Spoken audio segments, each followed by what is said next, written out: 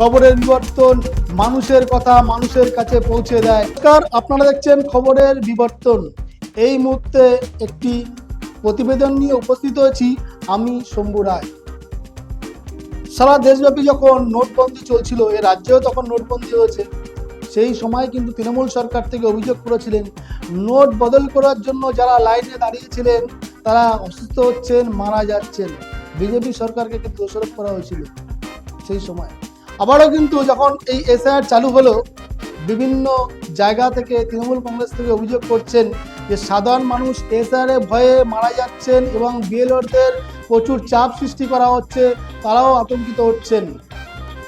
তো সেখানে দাঁড়িয়ে আজকের দিনে দাঁড়িয়ে যখন বেকার ভাতা চালু হলো, এই বেকার ভাতায় যারা বিভিন্ন জায়গায় দেখতে পাচ্ছি লম্বা লম্বা লাইন দিয়ে কিন্তু তারা বেকার ভাতার ফর্ম ফিল আপ করছেন, সেখানে কিন্তু শোনা যায়নি যে একজন অসুস্থ হয়েছে বা একজন মারা গেছে। কারণ এই প্রকল্পটাকে তৃণমূলের, তার জন্য এই বিষয়ে আমরা কথা বলেছিলাম কলকাতা হাইকোর্টের বিশিষ্ট আইনজীবী নরেন্দ্র প্রসাদ গুপ্তা। তিনি কি বলছে শোনাবো, শুনুন। 2026 বিধানসভা ভোট, মাননীয় মুখ্যমন্ত্রী তারই মধ্যে বেকার ভাতা চালু করলো, এ বিষয়ে আপনার কি মতামত? দেখুন, এটা তো টোটালি র ভাষাতে বলতে গেলে ললিপপ। আজকে এনারা এসআইআর নিয়ে চেঁচাচ্ছে কি এসআইআর লাইন পড়ছে, লোক মরে যাচ্ছে, ধূপ হচ্ছে, হেন হচ্ছে, হ্যাঁ হেন তেন হচ্ছে। কিন্তু এই যে বেকার ভাতাটা চালু আপনি যে করলেন, আপনি বললেন ফর্ম বিলি করবো, এই ফর্ম বিলির মধ্যে কত কত লোক লাইনে ছুটে দাঁড়ালো, সেই সময় তাদের কষ্ট হয়নি, তারা মরে যায়নি। এসআইয়ের জন্য তো বলছিলেন কি লাইনে লোক মরে যাচ্ছে এ করছে, কিন্তু এই যে বেকার ভাতার জন্য এত লোক ছুটলো, ছেলে ইয়ং ছেলেগুলো রাস্তায় নেবে হ্যাঁ ফর্ম নেওয়ার জন্যে, সেই সময় কেউ তো কিছু হয়নি কারো।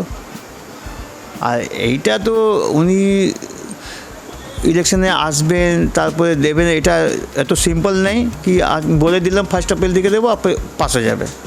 এটা নিতে গেলে অনেক প্রসিডিউর আছে, সেটা ফলো করতেও 3 মাস 4 মাস লাগে, বুঝলেন। আর এটা তো অ্যাকচুয়ালি কী আছে দেখুন দাদা, ব্যাপারটা কি পলিটিক্যাল পার্সনরা যেটা মুখে বলে দেয়, যাদের পপুলারিটি আছে তাদের কথা লোক বিশ্বাস করে যায়, কিন্তু সত্যিটা জমির অস্তরে কী সত্যি আছে সেটা বলা খুব মুশকিল। আর এটা তো টোটালি টিএমসির একটা আছে। 2011 সালে ক্ষমতা এসেছিল, এই পর্যন্ত কি কোনো শিল্প আসলো বাংলায়? সেটা তো আমার বলা থেকে ভালো লোক বাংলার লোক বুঝতে পারবে, যারা বাইরে গিয়েছে এখান দিয়ে তারা বলতে পারবে কি শিল্প এসেছে কি না এসেছে। যদি শিল্প এসে থাকলে আজকে পর্যায়ী শ্রমিকরা মারা যাচ্ছে বাইরে, হ্যাঁ তাহলে হোয়াট প্রুফ? এটাই তো প্রুফ করছে আপনাকে কি শিল্প নেই বলে তো লোক যাচ্ছে বাইরে। যদি শিল্প এখানে থাকতো তো লোক বাড়ি ছেড়ে কি যেত, নিজে মা বাবা ছোটো বাচ্চা বউকে ছেড়ে বাইরে রোজগার করতে যেত? কেউ চায় না দাদা। এবার 26-এ কী মনে হচ্ছে? 26-এ তো দেখুন 26-এ যে ভোট হবে, এবার আপনাকে ভোটারদেরকে ডিসাইড করতে হবে কি আপনি নিজে যদি চিন্তা করবেন না, আপনি এটা চিন্তা করুন আপনার যে জেনারেশন যে আসবে তার কি হবে, তার জন্য ভোট আপনাকে দিতে হবে, টু সেভ ইউর জেনারেশন।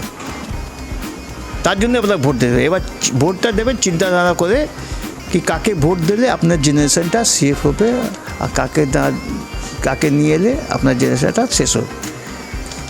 ইতিমধ্যে দেখলাম যে লক্ষ্মীর ভাণ্ডার 500 টাকা করে বাড়িয়ে দিয়েছে, এই বিষয়ে কী বলবেন? দেখি লক্ষ্মী ভাণ্ডারে বলতে গেলে এটা তো মহিলারা ভালোভাবে বলতে পারবে, তারা পেয়ে আনন্দ হচ্ছে না খুশি হচ্ছে, এটাও জাস্ট একটা ললিপপ আছে, আর কিছু না। এবার যেই পার্টি আসবে সেই দেবে। একটা যদি আজকে লক্ষ্মী ভাণ্ডার যে 1,500 উনি অ্যানাউন্স করেছেন, ওইটা যেই আসবে সেই দেবে, ওর থেকে বেশিও দিতে পারে। অন্য অন্য রাজ্যে দেখবেন এর থেকে বেশি পাচ্ছে সব সুবিধা। বিজেপি ক্ষমতা আসলে কি এর থেকে বেশি দেবে? নিশ্চয়ই দেবে। আপনি যদি আজকে বিজেপি রাজ্যে যে বিজেপি শাসিত রাজ্যে যদি দেখেন, যারা ওখানে যা পাচ্ছে, মেয়েরা স্কুটি পাচ্ছে, ল্যাপটপ পাচ্ছে, এখানে আপনার সাইকেল দিল। আরও অন্য আরও আছে যেটা আমার খুব জানা নেই, কিন্তু বিজেপি এলে we get better then present. আপনার নাম? আমার হচ্ছে নরেন্দ্র প্রসাদ গুপ্তা, আমি কলকাতা হাইকোর্টে প্র্যাকটিস করি, অ্যাডভোকেট। আপনাদের শোনালাম কলকাতা হাইকোর্টের বিশিষ্ট আইনজীবী নরেন্দ্র প্রসাদ গুপ্ত, তার কথা আপনাদেরকে শোনালাম। আজ এ পর্যন্ত। ভালো থাকবেন, সুস্থ থাকবেন। আপনার এলাকার খবর দেখতে আমাদের চ্যানেলটিকে অবশ্যই সাবস্ক্রাইব করুন এবং আপনার এলাকার যদি কোনো খবর থাকে আমাদের চ্যানেলে দেওয়ার জন্য আমাদের সঙ্গে যোগাযোগ করুন নিচে দেওয়া নাম্বারে। ভালো থাকবেন, সুস্থ থাকবেন। নমস্কার।